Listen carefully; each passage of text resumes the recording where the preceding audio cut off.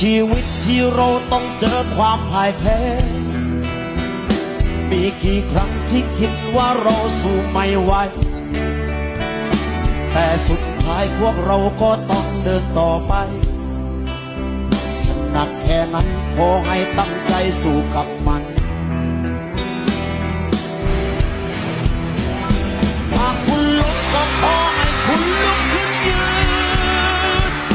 อาจจะฝืนแต่ต้องสู้เพื่อความฝันต้องอดต้องทนเพื่อคนที่รออยู่ข้างหลังจะกี่ครั้งก็ขอทำให้มันชินถ้าหากท้อก็ขอให้มองไปข้างหน้า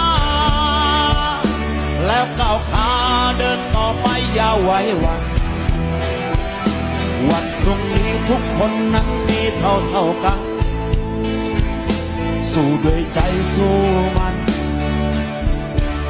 ให้ถึงเส้นชัย